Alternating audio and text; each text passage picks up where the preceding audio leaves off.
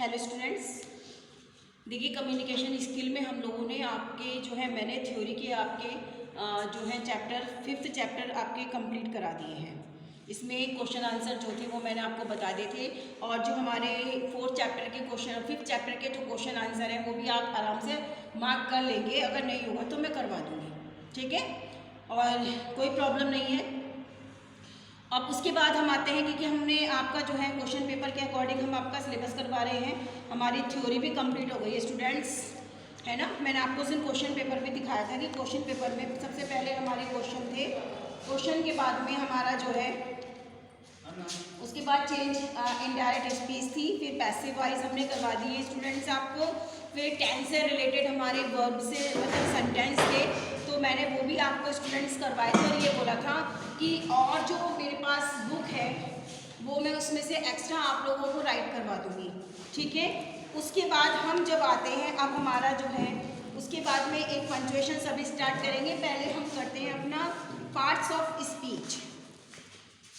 Students, parts of speech आपकी में जो है दे रखा है सिंटैक्स में से ये एक पार्ट है। सिंटैक्स आपको मालूम है कि सिंटैक्स ग्रामर का एक बहुत लेंथी प्रोपोर्शंस है जिसमें से कि एक पार्ट ये पार्ट्स ऑफ स्पीच है, ठीक है।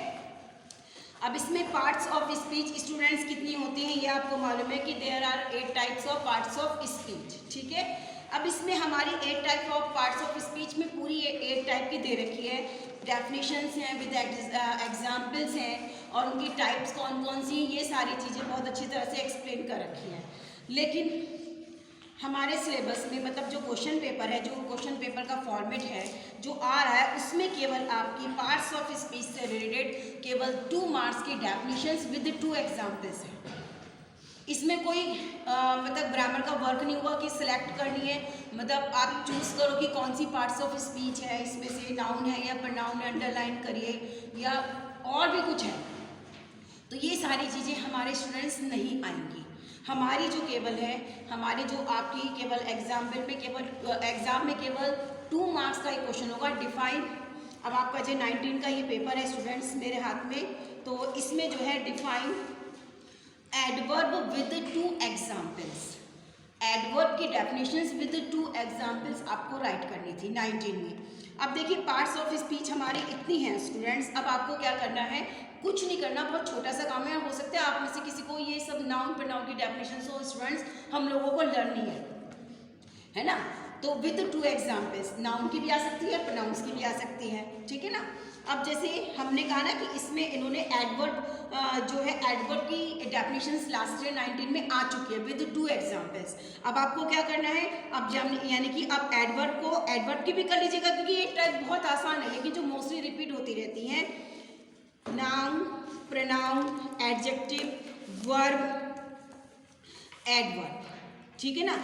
इन जो 1 to 5 जो आपके पार्ट्स हैं इनकी डेफिनेशंस जो है रोटेट होती रहती है, घूमती रहती हैं। तो आप जो है इनकी कर लीजिएगा, प्रपोजिशन, कंजंक्शंस और इंटरजेक्शन, इनकी भी दे रखिए वो भी आप कर लीजिएगा, ठीक है। अब देखिए एक बार हम आपको डेफिनेशंस का थोड़ा सा एक्सप्लेनेशंस कर देते हैं। केवल आपको इतना ही करना है स्टूडेंट्स, इसमें और कुछ नहीं करना है।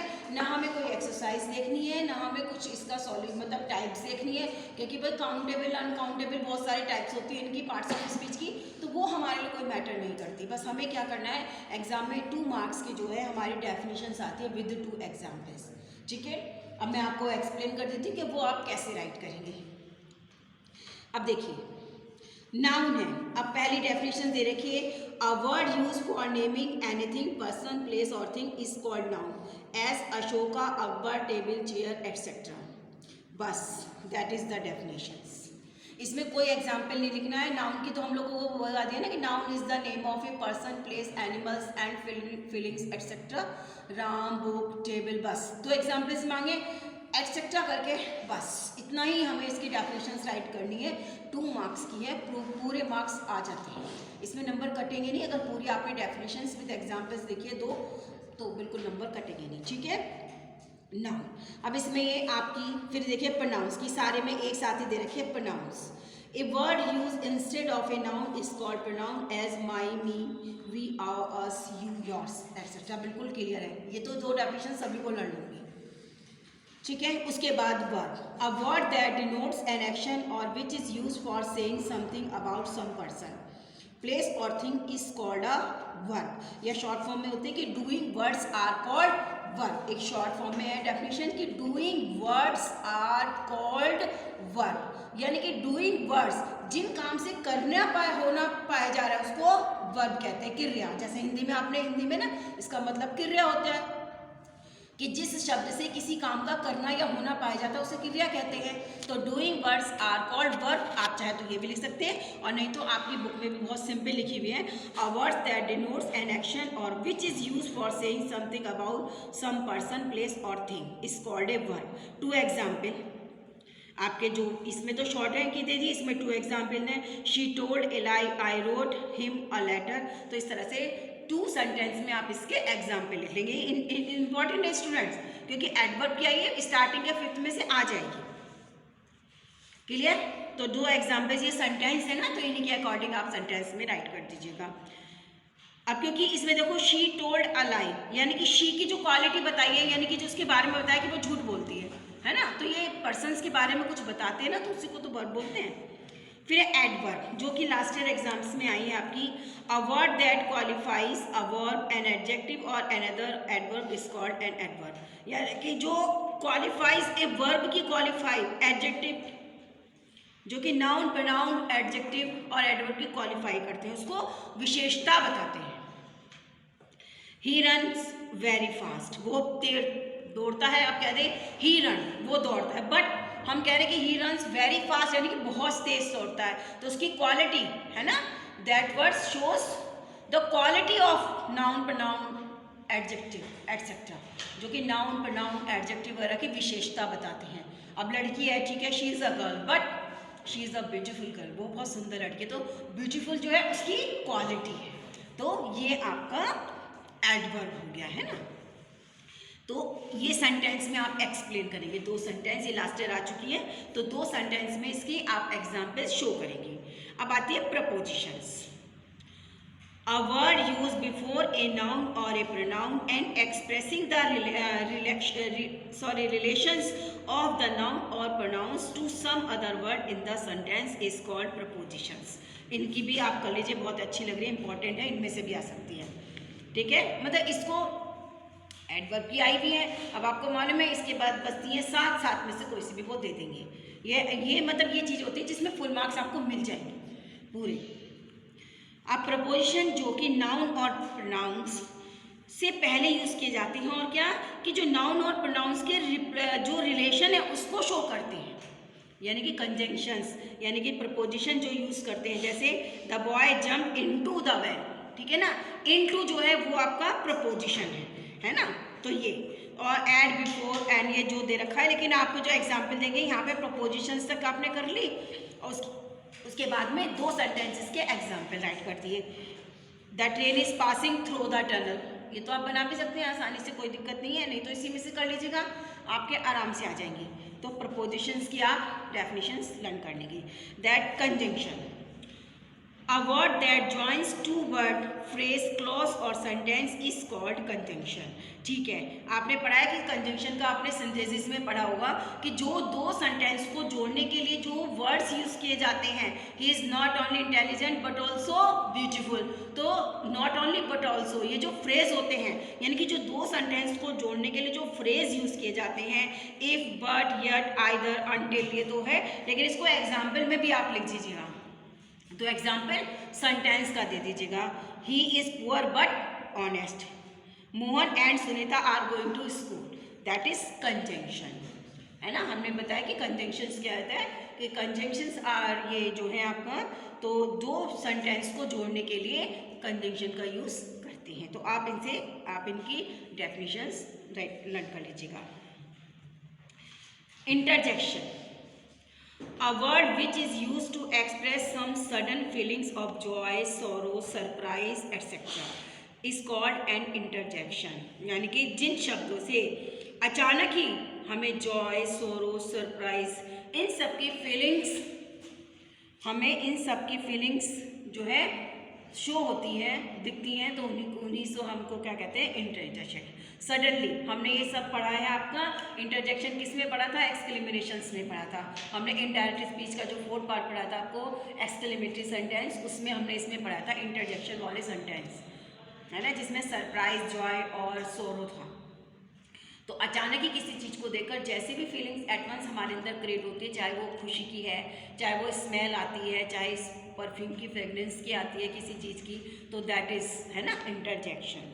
तो अब इसमें आहा, ओहो, उर्रे, एलास दे रखा है, लेकिन आप देखिए मैंने सेंटेंस लिखवाया था ना, एलास आई एम रूइंड वाला आपको लिखवाया भी था, आई एम अनडन और आई एम रूइंड एग्जाम्पल में भी राइट कराया था। Bravo you have done well, इस तरह से सेंटेंस में आप एग्जाम्पल लिखिए, ठीक है ना, जिनके हैं आप उनके जो है सेंटेंस में एग्जाम्पल दे दीजिएगा दो आराम से। तो एडवर्ब की सब है, इसमें तो आपको आधा घंटा भी नहीं लगेगा और ईजिली जो है इनकी आपको डेफिनेशंस लर्न हो जाएगी स्टूडेंट्स। तो आप क्या करना है, अब जैसे प्रोपोजिशन, कंजंक्शन, एडजेक्टिव है, इनकी मोस्टली करिएगा अच्छी तरह से और इनकी एक बार लिख के देख लीजिएगा सो दैट कहीं आपकी कोई मिस्टेक ना हो। अगर विदाउट एनी मिस्टेक आपने ये जो है डेफिनेशंस राइट कर लिए स्टूडेंट, तो फिर आपके 100% में पूरे के पूरे फुल मार्क्स रहेंगे, ठीक है। तो ये आप करेंगे। इसमें हमने पार्ट्स ऑफ स्पीच में हमें और कुछ नहीं करना है, केवल हमें इसमें इतना सा ही वर्क देखना है, हमें डेफिनेशंस लर्न करनी है। Just a minute students.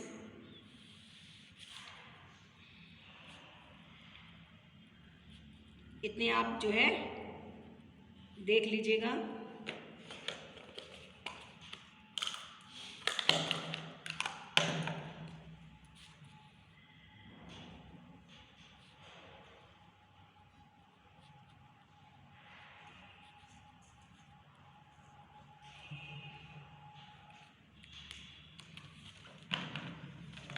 क्योंकि स्टूडेंट सोचे कि भाई हमें जो है इसमें जो है पार्ट्स ऑफ स्पीच में हमें एग्जाम्पल दे रखे हैं, अभी आके इनका जो है देखिए बहुत सारी दे रखी है, काइंड्स ऑफ नाउन दे रखी है, फिर ये सारी एक्सरसाइज वगैरह दे रखी है। तो आप लोगों को ये नहीं करनी है स्टूडेंट्स, आप लोगों को केवल जो मैंने आपको डेफिनेशंस बताई हैं इंटरजेक्शंस तक की, आपको केवल डेफिनेशंस विद 2 एग्जाम्पल्स, और हो सकता है सेंटेंस में आप एग्जाम्पल्स राइट कर दीजिएगा। बस आपको पार्ट्स ऑफ स्पीच का इतना ही काम करना है और आपको कुछ नहीं करना है, ये सब छोड़ दीजिएगा।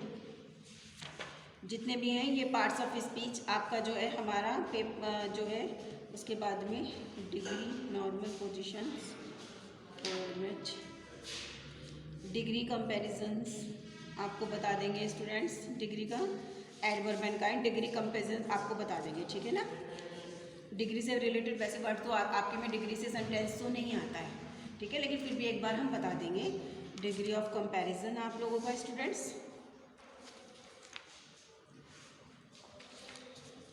वर्ब एरोगेंट, ये जितने भी हैं radius sentence of their types,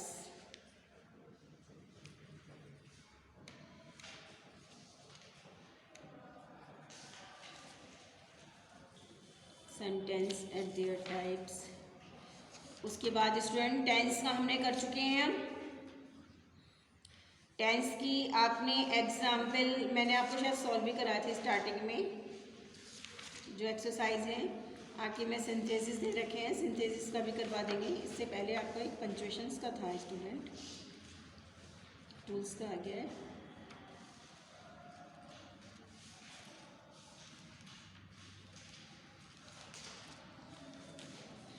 तो स्टूडेंट जितने भी पार्ट्स ऑफ स्पीच हैं बट डेफिनेशंस लर्न करनी है, उसके बाद आपको कुछ नहीं लर्न करना है। डायरेक्ट एंड इनडायरेक्ट स्पीच हम लोगों की हो चुकी है। अनसीन कम्प्रिहेंशन बाद में बताएंगे, पहले आपका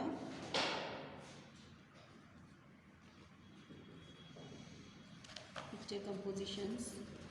स्टूडेंट देखें पंक्चुएशंस कहाँ पर है।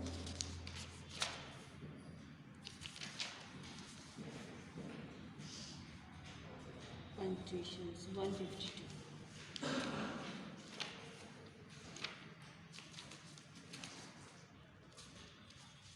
हाँ जी, ठीक है। तो अब ये एडवर्ब आपकी जो एग्जाम्पल्स हैं मैंने आपको बता दिया कि यही दो आपको लर्न करनी है और उसके अलावा कुछ नहीं करना है, बस डेफिनेशंस विद 2 एग्जाम्पल्स। यानी कि क्वेश्चन नंबर आप पेपर के अकॉर्डिंग अपना सिलेबस कर रहे हैं। We have completed about 70%, total syllabus आपका 70% हम कंप्लीट कर चुके हैं स्टूडेंट्स। क्योंकि काफ़ी चीज़ें हो चुकी हैं। ठीक है, ये क्वेश्चन नंबर 2 में से ही सारे पार्ट्स हैं आपके। Direct speech, passive voice, verb से रिलेटेड यानी कि जिसमें टेंस से रिलेटेड हमें फॉर्म्स फिल करनी है। उसके बाद मैंने डिफाइन आपका जो आपका है एडवर्ब विद 2 एग्जाम्पल्स। अब आता है, हम करते हैं अब इसी में जो है सी पार्ट करते हैं, यानी कि उसमें चैप्टर नंबर 15 यानी कि पंक्चुएशन। ठीक है ना। इसके बाद मैंने आपको दिया था अब चैप्टर नंबर, इसी के बाद हम कर देंगे 16 पंक्चुएशन।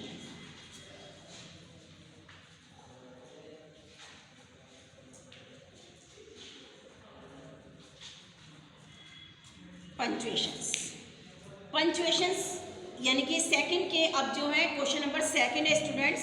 क्वेश्चन नंबर 2 के देखिए इतने पार्ट्स हो गए हैं। पहला तो आपका क्वेश्चन आंसर का है, सेकंड के ए बी सी डी और ई यानी कि 5 पार्ट्स है सेकंड के क्वेश्चंस के। फॉर्मेट क्वेश्चन पेपर आपका यही रहेगा जो आ चुका है, तो उसके हिसाब से अब देखिए इसमें 5 पार्ट्स हैं। और ये पंक्चुएशन भी स्टूडेंट्स 2 मार्क्स की है।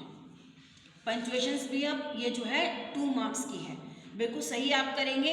और इसके सेंटेंस जो है लास्ट टाइम भी जो आया था वो आपकी बुक में से ही आया है एग्जाम पे। ठीक है ना।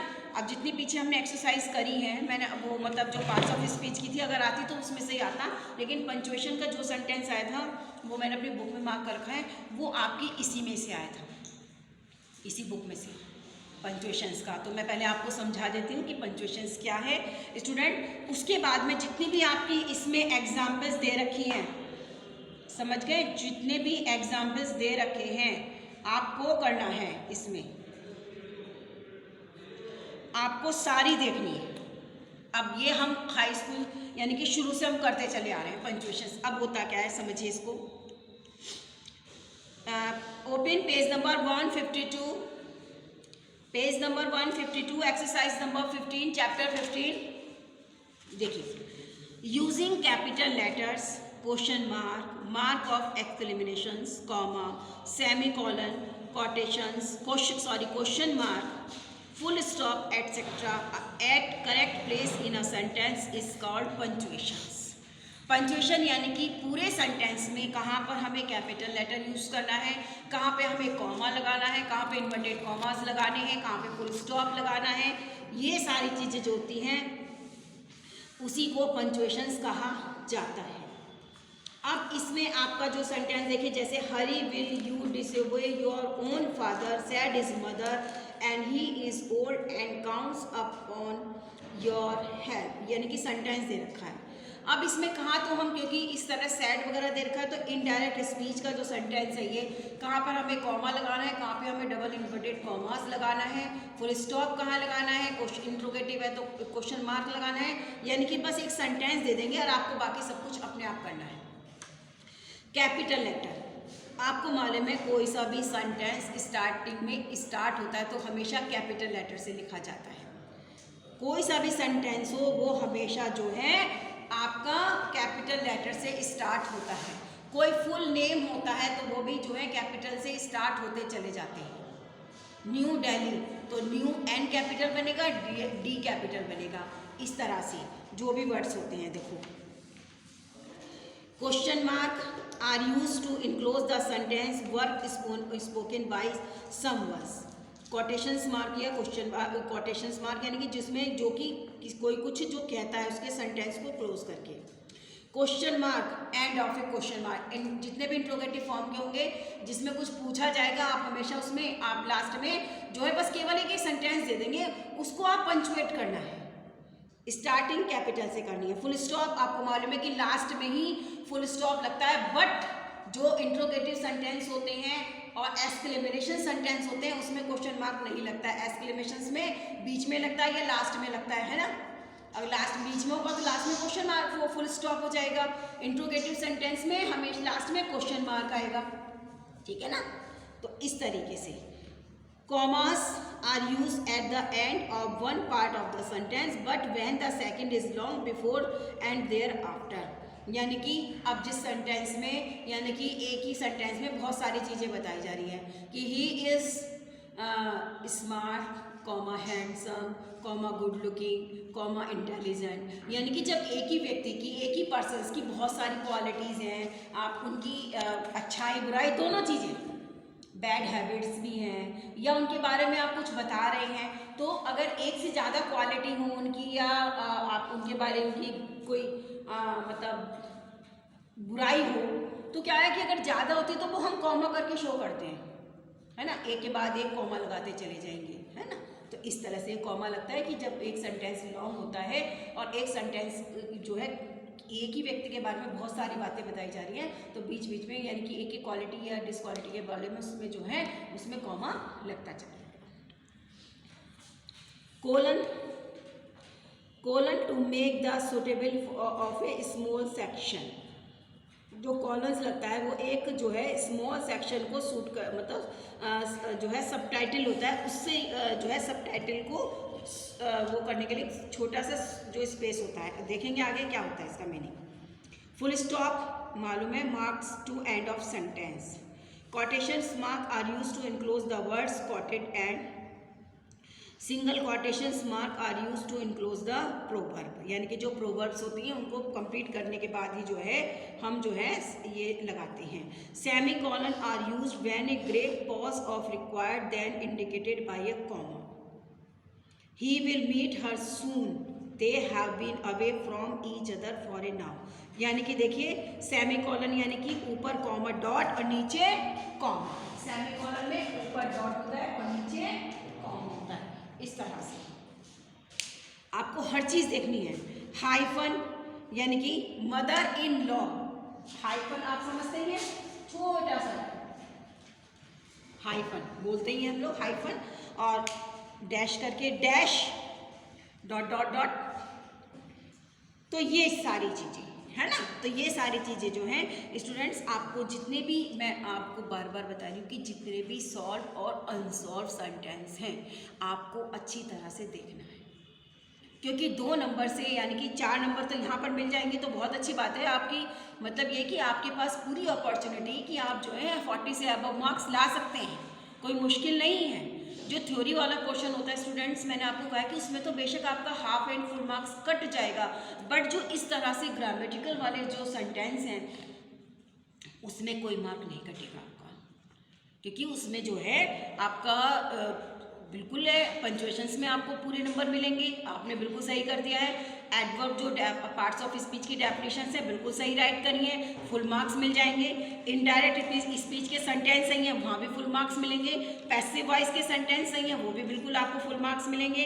टेंस से रिलेटेड है, उसमें स्टूडेंट्स गलती करते हैं, उसमें से कुछ ही स्टूडेंट्स होते हैं जो पूरा का पूरा सेंटेंस कर देते हैं 4 मार्क्स के, बट मोस्टली 2-3 नंबर तो ले ही लेते हैं। उसके बाद 4 नंबर का ये काम है आपका, तो पूरे के पूरे नंबर अगर आपने ये सेकेंड ही पोर्शन पूरा कर दिया तो आराम से 20-22 नंबर तो आपके यहीं बैठ जाते हैं, बल्कि ज़्यादा ही बैठेंगे इससे। तो पूरा पेपर अभी भी हाथ में है, तो ये मान के नहीं करना है बच्चों, अब ये फीलिंग नहीं करनी है। मैंने आपको बताया कि आप ये मत सोचेगा कि हमें केवल पासिंग मार्क्स लाने हैं, आपकी फर्स्ट ईयर से ही परसेंटेज अगर अबव 70% से होगी तब जाके एक अच्छी खासी परसेंटेज आप लोगों के लिए हो जाएगी, ठीक है ना। तो हमें ये सीखना है कि इनमें हमारे फुल मार्क्स मिलते हैं, तो आपको जो है सारे सेंटेंस को अच्छी तरह से सॉल्व करने हैं। अब जैसे ये बुक में है, अब इन्होंने एक्सरसाइज दी है इन्होंने कि देखिए सॉल्यूशन भी दे रखा है। अब जैसे rewrite the following passage using appropriate punctuations mark, ठीक है ना, आपकी में भी ऐसे लिख देगा कि punctuate the following sentence, that's all. Mr. and Mrs. Chopra live in a Gurgaon, a small town near Delhi. You can reach the place in an hour if you travel by Delhi Corporation's bus. ये पूरा sentence है। अब इन्होंने इसका solution नीचे दे रखा है, यानी कि आपके 12 सेंटेंस हैं और 12 सेंटेंस का पूरा सॉल्यूशंस दे रखा है कि कैसे करना है, ठीक है ना। तो आप इनको पूरे सेंटेंस को अच्छी तरह से एक्सरसाइज देखेंगे, सॉल्व एक्सरसाइज, क्योंकि लास्ट ईयर इसमें से ही कहीं से एक सेंटेंस आपके क्वेश्चन पेपर में था, तो इसीलिए कि 2 नंबर पूरी तरह से हमें आराम से मिल जाए, कोई गलती ना हो, उसके लिए आप क्या करेंगे, पूरी एक्सरसाइज देखेंगे, सॉल्व और अनसॉल्व। ये सॉल्व एक्सरसाइज है पूरी, आप इसको अच्छी तरह से देखिए। इसका सॉल्यूशन यहाँ पर दे रखा है, अच्छी तरह से हर सेंटेंस का आप देख लीजिएगा कि पंक्चुएशंस कहाँ कहाँ पर कैसे क्या यूज़ किया गया है। ठीक है, इसको बताने की कोई ज़रूरत नहीं है, बस आप अपने आप इसको देखेंगे। स्टूडेंट्स पूरे 12 सेंटेंस की आपकी दे रखी है। उसके बाद आती है exercise for practice. Use capital letter where necessary and punctuate the following sentence. बस पंचुएट द फॉलोइंग सेंटेंस का मतलब ये हो गया कि use capital letter, full stop, comma, question mark, quotation mark, semicolon, colon, etcetera etcetera. जो भी कुछ जहाँ रिक्वायरमेंट्स हैगी सेंटेंस में, आप वो चीज़ को यूज़ करेंगे। ठीक है ना, तो आप जो है करेंगे। अब एक्सरसाइज नंबर देखिए, 10 सेंटेंस ये हैं, 10 सेंटेंस ये दे रखे हैं। इसी में से कहीं एक जो है एग्जाम में पंक्चुएशन हरी विल हो गई आया था कहीं ना कहीं से, इसी में से एक सेंटेंस आ चुका है एग्जाम में।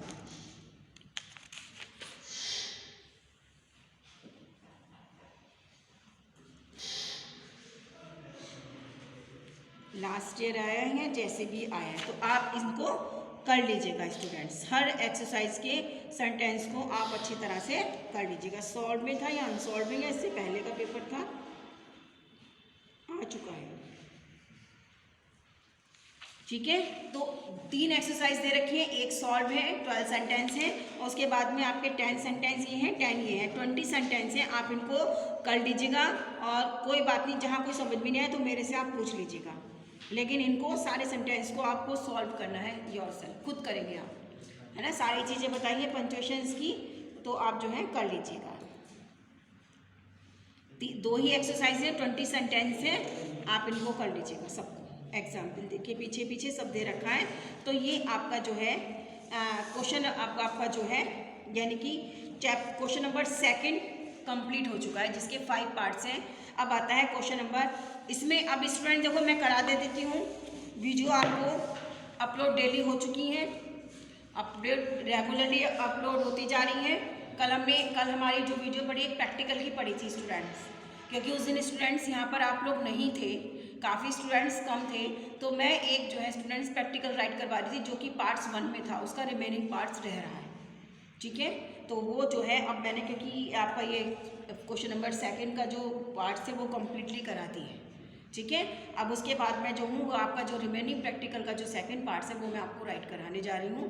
प्रैक्टिकल नंबर 5 है, वो मैंने आपको ऑडियो विजुअल एड्स पर एक प्रैक्टिकल लिखवाया है स्टूडेंट्स, क्योंकि उस दिन जो है स्टूडेंट्स बहुत कम थे, तो मैंने कहा कि कितनी आप लोगों को एक प्रैक्टिकल लिखवा देते हैं, सो दैट कोई प्रॉब्लम ना हो। अच्छा ठीक है, तो ठीक है स्टूडेंट्स, तो आज मैं अब आपको जो है, अब इसके बाद का जो हमारा बचेगा क्वेश्चन नंबर 3 एंशिएंट पैसेज, इसके अकॉर्डिंग इसके बाद में करेंगे। पहले हम जो प्रैक्टिकल का हमारा जो पार्ट्स रह रहा है, क्योंकि पार्ट 2 में वो प्रैक्टिकल्स राइट है स्टूडेंट्स, तो वो हम आपको नोट कराने जा रहे हैं। उसकी वीडियो कल ही अपलोड हुई है मॉर्निंग में, प्रैक्टिकल नंबर 5 की। तो प्रैक्टिकल नंबर 5 का जितना भी वीडियो उसमें आपको मिली है 40 मिनट्स की, राइट कर लीजिएगा। आज मैं उसका रिमेनिंग पार्ट करा रही हूँ, प्रैक्टिकल नंबर 5 का रिमेनिंग पार्ट है आपका, उसको आप कंप्लीट कर लीजिएगा। फिर उसके बाद में एक प्रैक्टिकल और लिखवाएंगे, 6 प्रैक्टिकल बस आपकी कंप्लीट हो जाएगा। ठीक है, फैब में लिखवाएंगे, अब तो फैब ही आना है, क्योंकि परसों मंडे से तो फैब भी शुरू हो जाएगा। फिर मैं पहले एक प्रैक्टिकल राइट करवा दूँगी, फिर अपना सिलेबस कंटिन्यू है उसको करते रहेंगे। विदिन 15 डेज हमारा सिलेबस कंप्लीट हो जाएगा, उससे पहले ही हो जाएगा। लेकिन जो स्टूडेंट्स की क्वेरी है, कोई प्रॉब्लम्स है, किसी पोर्शन को दोबारा रिपीट करना है ग्रामर का, तो वो करवा दीजिएगा। नहीं तो मैं एक्सटर्नल वर्क, जितना एक्स्ट्रा वर्क है, जैसे वर्ब्स की एक्सरसाइज है, स्टूडेंट्स बहुत गलती कर देते हैं, स्टूडेंट्स की टेंस के अकॉर्डिंग समझ में नहीं आती, वो दोबारा बताऊंगी। और जो बुक्स है हमारे पास 10 ईयर्स का जो भी है, उसमें से आपको राइट करवा देंगे एक्स्ट्रा। ठीक है, तो वो हम आपको कराएंगे। तो अब जो है आप जो है जो हमारा प्रैक्टिकल नंबर 5 चल रहा था, उसका रिमेनिंग पार्ट यानी कि 2nd पार्ट आप करें।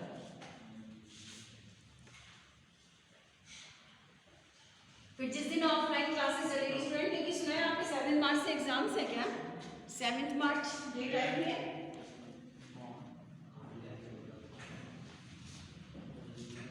सेवेंथ मार्च स्टूडेंट्स, फिर आपकी जो है उससे प्रैक्टिकल कॉपी आप जो है कंप्लीट करके उसको राइट कर लेंगे, फिर चेक करवा लेंगे हमसे। अच्छा स्टूडेंट्स, ये हमने जो आपका था ये यानी कि जो हमारा इसमें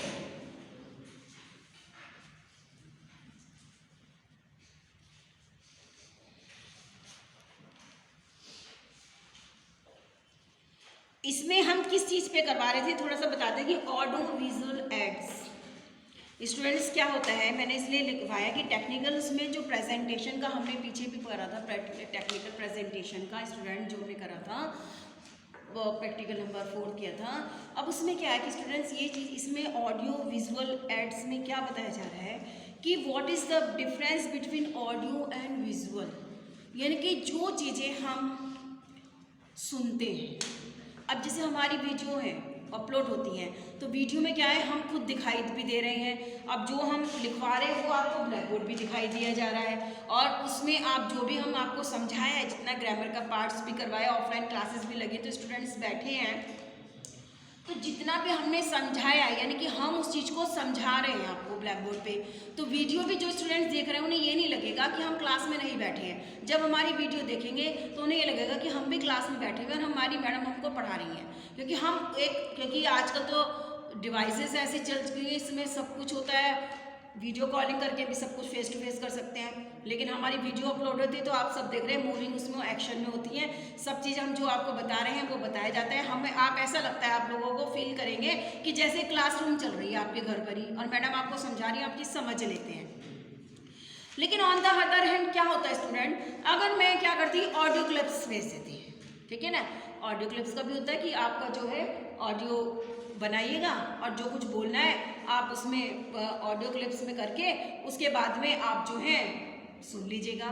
तो उससे क्या होता है स्टूडेंट, अब जो चीज़ मुझको समझानी है, लिख कर समझानी है, ग्रामर के पोर्शंस आपको वर्ड करके बताने हैं, वो ग्रामर जो लिख के समझानी है, अब मैं बोल के उसको करूँ, ऑडियो क्लिप्स भेजूँ, वीडियो क्लिप्स नहीं भेजूँ, तो क्या होगा स्टूडेंट, इसमें आपको समझने में गड़बड़, मतलब आप कंफ्यूज हो जाएंगे, क्योंकि इसमें क्या होता है कि जो आपकी थ्योरी है यानी कि वेरिफिकेशन ऑफ थ्योरी का मतलब ये audio clips, learning by doing means audio video, यानी कि जो चीज़ मैं बोलकर आपको बता रही हूँ तो उससे तो आपको समझ में कि मेरी आवाज़ ही समझ में आ रही है, ना तो मैं दिखाई दे रही हूँ, केवल जो मैं बोलती जा रही हूँ ऑडियो क्लिप्स पहुँच गई है आपके पास, चाहे 1 घंटे की बना लें या कितने घंटे की, लेकिन जो भी हम समझाना चाहेंगे कोशिश तो हम पूरी करेंगे, बट अगर हमें ब्लैक बोर्ड पर लिख कर दिखाना है तो हम उसको कैसे करेंगे, पॉसिबल नहीं है। और जो समझने की कैपेसिटी आप उसको, तो अगर हम चाहें कि जो हम ऑडियो के थ्रू समझा रहे हैं और 100% रिजल्ट हमको मिले, तो 100% रिजल्ट कभी नहीं मिलेगा, 50% या 60% रिजल्ट मिलेगा, क्योंकि स्टूडेंट्स कह रहे हैं कि मैडम जो आप हमें बता रही हैं अगर उसको आप लिखकर हमें समझाती, हम देखते उसको आप कैसे कर रहे हैं, प्रैक्टिकल आप कैसे कर रही हैं, तो उससे ज़्यादा बेटर हमारी समझ में आता। लेकिन वीडियो में अब ब्लैक बोर्ड पर भी चीज़ें आपको समझाई जा रही है, मैं लिख रही हूँ, आप नोट कर रहे हैं, तो इसका रिजल्ट यानी कि हमें मालूम है कि हम जो वीडियो अपलोड कर रहे हैं उसका रिजल्ट 100% तो है, अगर 100 ना हो तो 90% तो रिजल्ट है। अब किसी की कोई मोबाइल में प्रॉब्लम है, कोई कहता है आवाज़ नहीं आ रही है, या किसी को कुछ डिस्टर्बेंस यानी कि बैरियर्स का कोई काम हो रहा होगा, उसके मोबाइल में कोई प्रॉब्लम होगी, तो बात दूसरी है, नहीं तो रिजल्ट तो 100% है, क्योंकि बच्चे सेटिस्फाई हैं, ग्रुप में ऐसा कोई मैसेज नहीं मिलता है कि मैडम हमें ये चीज़ समझ में नहीं आई है, जो करते भी हैं उनका सॉल्यूशन हो जाता है। तो यही है आपका, मैंने यही इसलिए प्रैक्टिकल लिखवाया स्टूडेंट्स आपको कि ऑडियो विजुअल एड्स में यानी कि क्या हम जो करते हैं, तो प्रेजेंटेशन, क्योंकि आप लोगों से रिलेटेड है स्टूडेंट्स, प्रेजेंटेशन तो आप लोगों को देनी होती है। अभी पीछे भी मैंने ग्रुप्स में देखे थे कि जॉब से रिलेटेड कंपनीज भी आई हुई थी, इसमें लिखा हुआ था सबके लिए है प्रेजेंटेशन वगैरह करनी, तो ये सब चीज़ें कि अगर आप अभी तो फिलहाल आप करेंगे, लेकिन जब आपको जॉब मिल जाएंगी तो वहाँ पर भी तो प्रेजेंटेशन वर्ड यूज़ होता है कंपनीज में कि प्रेजेंटेशन देनी है, तो आप कैसे देंगे, तो यही सोचकर मैंने ये जो है दोनों प्रैक्टिकल सिमिलर है एक दूसरे के, तभी मैंने ये प्रैक्टिकल टेक्निकल प्रेजेंटेशन के बाद इस प्रैक्टिकल को सिलेक्ट किया है। सो दैट आपको पता चल जाए कि हमें जो है एक प्रेजेंटेशन से पहले हमें पहले तो आपको समझ में आएगा कि टेक्निकल प्रेजेंटेशन होती क्या है, उसके बाद में अब ये पता चल जाएगा इस प्रैक्टिकल से कि प्रैक्टिकल जो प्रेजेंटेशन है हमें प्रेजेंटेशंस कैसे तैयार करनी चाहिए, कैसे देनी चाहिए, ओरल दें या रिटन वे में दें या कैसे दें।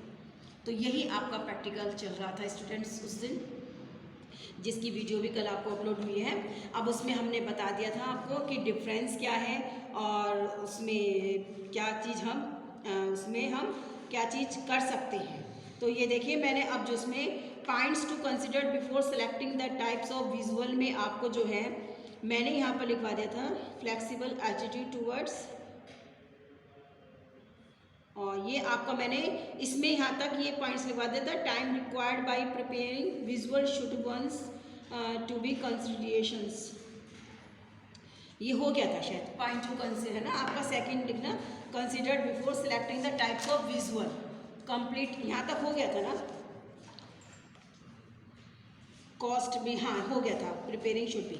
तो यानी कि मैंने आपको इसमें ये आपके एक तो पहले समझा दिया था विजुअल, उसके बाद में points to consider before selecting the types of visual, इसमें जो मैंने आपको पॉइंट्स लिखवाए थे। अब है यानी कि आपका सेकंड पॉइंट, फर्स्ट तो आपका बताया गया था, उसके बाद में जो पार्ट्स थे उसके बाद में सेकंड हेडिंग था आपका points to consider before selecting the types of visual, and third अब है इसका थर्ड हेडिंग, ये आपका अब लिख देते हैं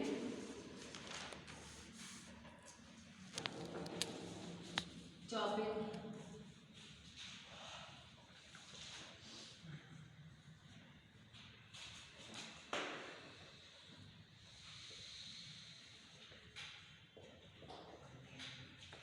अब ये स्टूडेंट्स पीसी वाले के लिए है, दोनों का ही है पार्ट 2, ठीक है ना। हमारा जो है प्रैक्टिकल नंबर 5 का ये पार्ट 2 है और उसमें एक हेडिंग हमसे डलवा देता। अब हम हेडिंग नंबर इसके हिसाब से डालते हैं। आपका फर्स्ट में तो सारा कुछ होता है, सेकंड एंड थर्ड, अब ये डलता है आपका second heading, selecting the right visual.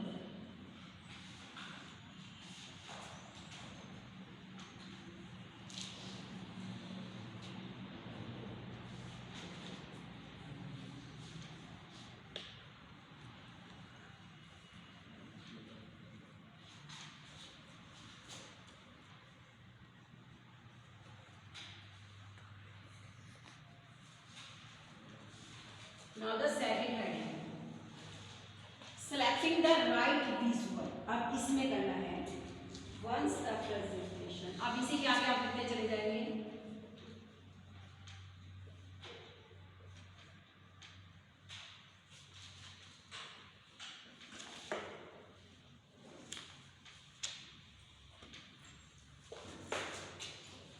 once a presentation identify।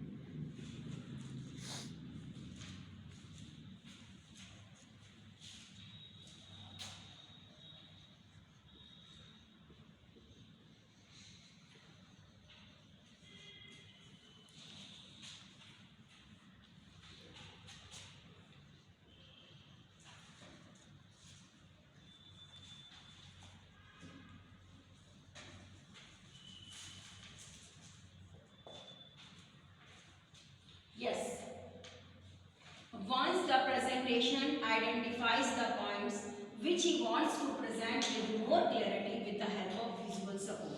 यानी कि जब एक प्रेजेंटेशन को आइडेंटिफाई और उसमें जो पॉइंट्स को समझ लिया जाता है तो वो चाहता है कि उसको जो है जो विजुअल के की सपोर्ट के माध्यम से वो जो है उसके पॉइंट्स हैं वो बिल्कुल क्लियरिटी के साथ उसको शो कर दे। अब जैसे कि एग्जाम्पल आपके सामने है, ये प्रैक्टिकल है, मैं ब्लैक बोर्ड पर लिख रही हूँ, ठीक है। अब प्रैक्टिकल ब्लैक बोर्ड पर लिखने का मतलब है कि जो प्रैक्टिकल जो यहाँ पे कुछ लिखा जा रहा है सब कुछ सही है। आपको मालूम है, कॉन्फिडेंस होता है कि जो हमारी मैडम पढ़ा रही है ना वो बिल्कुल सही है, होता है ना 100% विश्वास आप लोगों पे। आप लोग हम पे ब्लाइंड फेथ करते हैं, अंधा विश्वास करते हैं कि हमारी जो लेक्चरर है हमें जो पढ़ा रही है वो बिल्कुल सही पढ़ा रही है, ठीक है ना। अब मैं इसी प्रैक्टिकल के लिए ओरली डिक्टेट करती तो स्टूडेंट्स होता क्या, ओरली डिक्टेट करने में क्या होता कि कोई स्टूडेंट्स अगर भाई सुन रहे हैं उसको प्रैक्टिकल को लिख रहे हैं, वीडियो चल रही है, बेशक मैं बोल रही हूँ और वो देख रहे हैं लिख रहे हैं, तो लिखने में क्या होता है कई बार उनका माइंड अगर इधर हो गया, स्पेलिंग मिस्टेक हो गई, है ना, स्पेलिंग में मिस्टेक कर दी तो प्रैक्टिकल में वो मिस्टेक आपने कर दी। लेकिन जब आप देखकर लिख रहे हैं, विजुअल देख रहे हैं, यानी कि जब आप देखकर लिख रहे हैं तो वहाँ पर मिस्टेक की कोई चांस है ही नहीं, गुंजाइश है ही नहीं, क्योंकि जो कुछ मैं लिख रही हूँ आप वो सेम टू सेम एकदम से देख रहे हैं और स्पेलिंग जो है बिल्कुल सही सही राइट कर रही है ना। तो इसीलिए जो विजुअल का मतलब देखना, तो ये जो है इसकी जो है बिल्कुल हम जो है जो भी लिख रहे हैं आपको विजुअल आप देख रहे हैं, हम लिख रहे हैं, आप नोट करते चले जा रहे हैं, तो there is no chance of any mistake, कोई मिस्टेक की कोई भी चांस नहीं है। क्योंकि अगर डिक्टेट करें तो गलती हो सकती है कि स्टूडेंट्स का ध्यान इधर उधर हो गया, उसने मिस्टेक कर दिया, कोई वर्ड ही मिस हो गया या सेंटेंस में फिर गलती हो जाती है। Support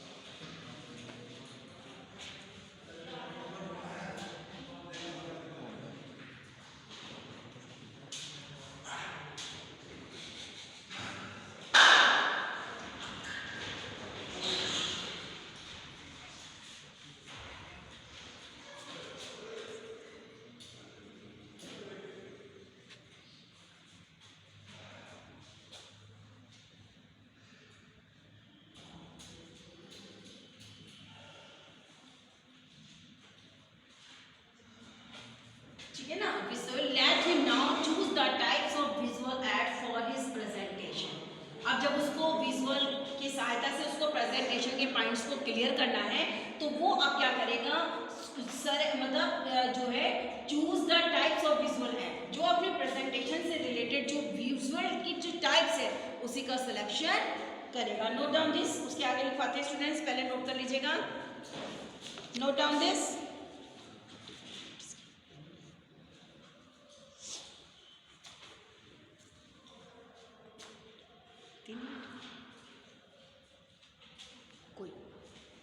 Note down these students.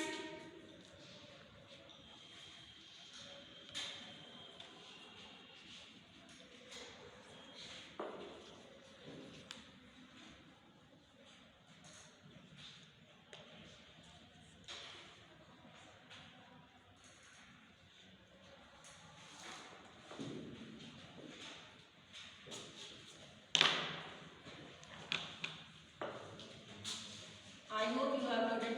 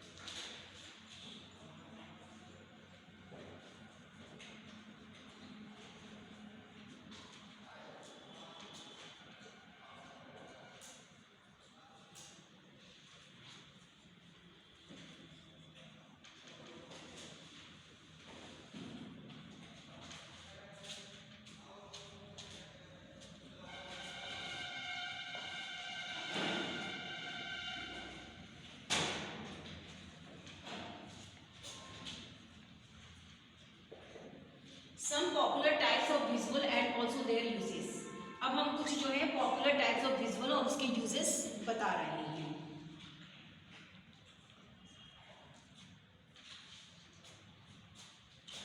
First point is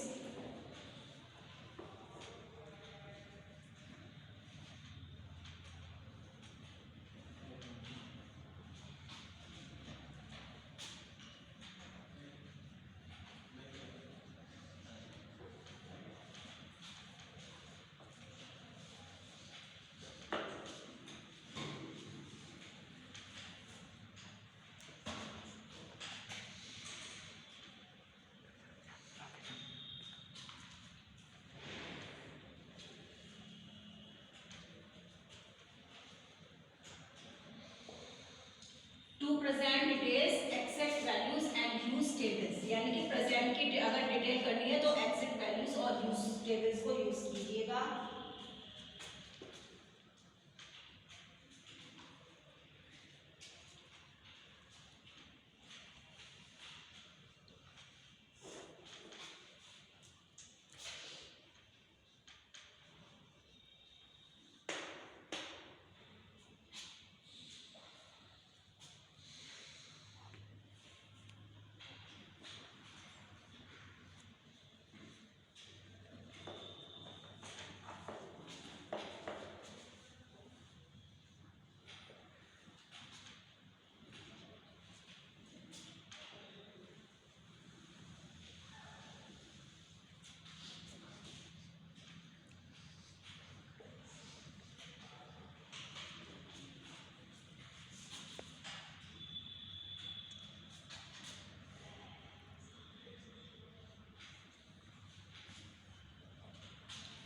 To illustrate trends over time, use a line chart or a bar chart.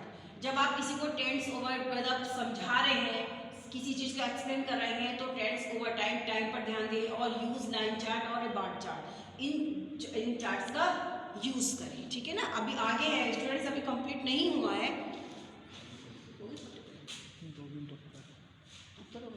तो स्टूडेंट्स अभी क्योंकि आज मैंने आपको और भी एक बीच में चैप्टर समझा दिए, तो प्रैक्टिकल अभी भी कंप्लीट नहीं हो पाया हमारा। तो इसके पार्ट नेक्स्ट वीडियो में जो है हम इस प्रैक्टिकल को सबसे पहले कंप्लीट करेंगे, उसके बाद हम अपने आगे की फर्दर जो हमारी जो रिमेनिंग वो है सिलेबस उसको कंटिन्यू करेंगे। Till then stay home, stay safe.